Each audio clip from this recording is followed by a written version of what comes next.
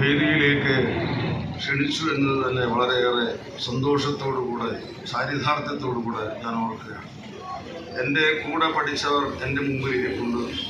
എന്നോടൊപ്പം ഒരു പാർട്ടിയിൽ പ്രവർത്തിച്ചവർ എൻ്റെ മുമ്പിലുണ്ട്. എൻ്റെ കൂടെ വളരെയേറെ സമരങ്ങളിൽ സംബന്ധിച്ചിട്ടുള്ളവർ എൻ്റെ മുമ്പിലുണ്ട്. ഞാൻ കുന്നംകുളത്തുകാരനാണ്. ഭൂരിഭാഗം ഇവിടെ ഇരിക്കുന്നവരും കുന്നംകുളത്തുകാരാണ്. ആ മഹാസന്തോഷത്തിൽ കുന്നംകുളത്തിൻ്റെ വേദിയിൽ ഇരിക്കുന്നവരും അതുപോലെ തന്നെ ഇവിടെ താഴെ ഇരിക്കുന്നവരുമായ സ്നേഹമുള്ള സഖാക്കളെ, ഒരു പ്രത്യേക സാഹചര്യം ഉണ്ടായിട്ട് 2 കന്യാസ്ത്രീകളെ പിടിച്ചുകൊണ്ടുപോയി ഒരു ജയിലിലിട്ടു. ഇതൊരു വലിയ കാര്യമാണെന്ന് എനിക്ക് തോന്നുന്നില്ല. 2 കന്യാസ്ത്രീകൾ, ഇതാണ് കന്യാസ്ത്രീകളുടെ പണി. അവരവരുടെ വീടും അപ്പനും അമ്മയും ദേശവും ഒക്കെ വിട്ട് അവരുടെ മഠങ്ങളിൽ പോയി ദൈവത്തെ മാത്രം ആശ്രയിച്ച് പ്രാർത്ഥിച്ച് ജീവിക്കുന്ന പാവപ്പെട്ട വനിതകൾ. ലോകത്തിൻ്റെ ഒരു സുഖങ്ങളിലേക്കും അവർ പോയിട്ടില്ല. അവർക്ക് വിവാഹ ജീവിതമില്ല, മറ്റൊരു കാര്യങ്ങളും സന്തോഷങ്ങളും ഒന്നുമില്ല. അവർക്ക് പ്രാർത്ഥിക്കുക, ആരെങ്കിലുമൊക്കെ ശുശ്രൂഷിക്കുക, ഇതാണ് അവരുടെ തൊഴിൽ. അതിന് തന്നെയാണ് അവിടെ 2-3 കുട്ടികളെയൊക്കെ കൊണ്ടുപോയി അവരെ ആന്ധ്രാപ്രദേശിൽ എവിടെയൊക്കെ കൊണ്ടുപോയി ജോലി കൊടുത്ത് അവരെ സംരക്ഷിക്കാമെന്ന് ഉദ്ദേശിച്ചത്. ഇതൊരു വലിയ അപരാധമായി കണക്കാക്കേണ്ട കാര്യമില്ല. ഇന്ത്യൻ ഭരണഘടനയിൽ ഓരോ വ്യക്തികൾക്കുമുള്ള സ്വാതന്ത്ര്യത്തിൻ്റെ ഭാഗമായി തന്നെയാണ് ഈ കന്യാസ്ത്രീകൾ അവിടെ കൊണ്ടുപോയിട്ടുള്ളത്. അതുപോലെ തന്നെ അവരുടെ മേൽ ചുമത്തിയിട്ടുള്ള 2ാമത്തെ കുറ്റം മതപരിവർത്തനമാണ്. മാർത്തോമാ ശ്ലീഹ AD 52 കേരളത്തിലും കുന്നംകുളത്തും ഒക്കെ വന്നു എന്നാണ് വിശ്വാസം. അന്ന് മുതൽ ഇങ്ങനെ ക്രിസ്ത്യാനികളെ ഉണ്ടാക്കിക്കൊണ്ടിരിക്കുകയാണ് ഇവിടുത്തെ ക്രിസ്ത്യാനികൾ. എന്നിട്ട് ഇപ്പോൾ അവസാനം എത്രയായിന്നറിയോ?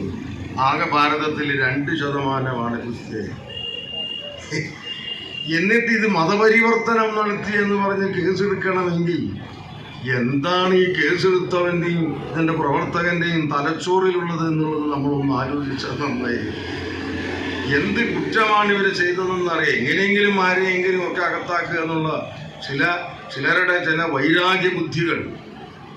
രാഷ്ട്രീയത്തിലൊന്നും വൈരാഗ്യ ബുദ്ധികളല്ല നടക്കേണ്ടത്. സത്യം എന്താണ്, നീതി എന്താണ്, സംസ്കാരം എന്താണ്, ഇത് നടപ്പാക്കാൻ നമുക്ക് കഴിയണം. കേരളത്തിലായാലും കേന്ദ്രത്തിലായാലും എല്ലാ രാഷ്ട്രീയ കക്ഷികളോടും എനിക്ക് തുറന്നു പറയാനായിട്ടുള്ളത്, സത്യത്തിലും നീതിക്കും അനീതിക്കെതിരെയും നമുക്ക് പ്രവർത്തിക്കാൻ കഴിയണം.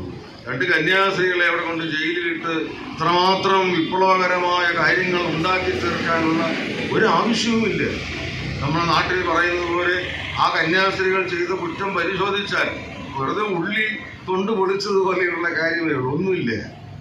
അവരെ മതപരിവർത്തനം ഒന്നും നടത്തിയില്ല. മതപരിവർത്തനം നടത്തിക്കൊണ്ടിരിക്കുന്നവരാണ് കന്യാസ്ത്രീകളെങ്കിൽ അല്പം നേരത്തെ സഖാവ് ബാലാജി പറഞ്ഞിട്ടുള്ള ആ പഠിച്ച മന്ത്രിമാരും MLA-മാരും ഒക്കെ ഈ ക്രിസ്ത്യാനികളായിട്ട് വരേണ്ടതാണ്. അങ്ങനെയൊന്നും ക്രിസ്ത്യാനിക്ക് ഉദ്ദേശമുണ്ട് എന്ന് എനിക്കും മനസ്സിലായിട്ടില്ല. മലങ്കര ഓർത്തഡോക്സ് സഭയുടെ പരമോന്നത പദവിയായിട്ടുള്ള അധികാര സമിതിയായിട്ടുള്ള സുന്നഹദോസ്, മെത്രാപ്പൊലീത്തന്മാരുടെ സുന്നഹദോസ് കഴിഞ്ഞ ദിവസം പത്രത്തിൽ നമ്മൾ വായിച്ചു കാണും. ഈ കന്യാസ്ത്രീകളെ അറസ്റ്റ് ചെയ്ത ഈ പ്രവർത്തനങ്ങൾക്ക് വളരെയേറെ പ്രതിഷേധം അപലപിച്ച് അവിടെ എഴുതിയിട്ടുണ്ട്, പ്രഖ്യാപിച്ചിട്ടുണ്ട്. പരിശുദ്ധ കാതോലിക്ക ബാവ ഇന്ന് പല വേദികളിലും പലരോടും പറയുന്നുണ്ട്, ചെയ്തത് തെറ്റാണ്. ഭാരതത്തിൽ ഞങ്ങൾക്കെല്ലാവർക്കും ജീവിക്കാൻ അധികാരമുണ്ട്. ഭാരതത്തിൻ്റെ ഭരണഘടന അതാണ്. പ്രിയപ്പെട്ട സുഹൃത്തുക്കളെ, ഞാൻ ഒരുപാട് ദീർഘിപ്പിച്ച് സംസാരിക്കുന്നില്ല. എനിക്കൊന്നേ പറയാനുള്ളൂ. നമ്മുടെ ഭരണഘടന അത് വളരെയേറെ പ്രാധാന്യമുള്ള ഒരു സംഗതിയാണ്. അതിനെ എതിർക്കാൻ നമ്മൾ ആരും തുനിയരുത്, അതിനെ നശിപ്പിക്കാൻ നമ്മൾ തുനിയരുത്. അത് വളരെയേറെ വ്യക്തമായ ഒരുപാട് കാര്യങ്ങൾ എഴുതി വച്ചിട്ടുണ്ട്. കേരളത്തിലായാലും കേന്ദ്രത്തിലായാലും സത്യവും നീതിയും നടപ്പാക്കാൻ തികഞ്ഞ മനുഷ്യരായിരിക്കണം ഗവൺമെൻറ്റിൻ്റെ പരിധിയിൽ ഉണ്ടായിരിക്കേണ്ടത്. ഞാനും ഇപ്പോൾ വേദിയിലിരിക്കുന്ന മറ്റേ ബാബുശ്വരും 2 സഭകളിൽപ്പെട്ടവരാണ്. ഞങ്ങൾ നേരിട്ട് കാണുമ്പോൾ ഒരു പ്രശ്നമില്ല. ഇതിൻ്റെ വലിയ വലിയ സംവിധാനങ്ങളിലേക്ക് പോകുമ്പോൾ അവിടെ വലിയ പ്രശ്നങ്ങളും ബുദ്ധിമുട്ടുകളും അനീതികളും അനർത്ഥങ്ങളും ഒക്കെ സംഭവിക്കുന്നുണ്ട്. 2017 സുപ്രീം കോടതി ഒരു വിധി തന്നു, അത് നടപ്പാക്കിയിട്ടില്ല കേരളത്തിൽ. അതിന്റെ ചുറ്റോറ് ഇങ്ങനെ നടക്കുകയാണ്. എന്ത് വേണമെന്നറിയാം. ഈ കന്യാസ്ത്രീകളുടെ കാര്യത്തിലും സഭകളും രാഷ്ട്രീയവും കക്ഷികളും ഒക്കെ ആ പോലീസ് സ്റ്റേഷന്റെ പരിധിക്ക് ചുറ്റോറും ഇങ്ങനെ നടക്കുകയാണ്. ഒരു കാര്യവും കാണുന്നില്ല. എത്രയോ ദിവസങ്ങളായി ആ പാവപ്പെട്ട കന്യാസ്ത്രീകൾ അവര് ജയിലിൽ അടയ്ക്കപ്പെട്ടിട്ട്.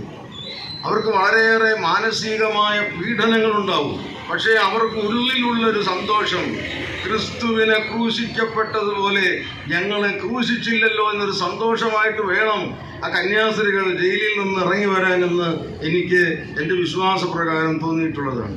അനേകം ആളുകൾ അനേകരെ കുറ്റപ്പെടുത്തും. അവിടെയൊക്കെ നമുക്ക് സഹിപ്പാനുള്ള കൃപയാണ് ആവശ്യം. അത് സഹിച്ച് മുന്നേറുമ്പോൾ വളരെയേറെ ശക്തമായ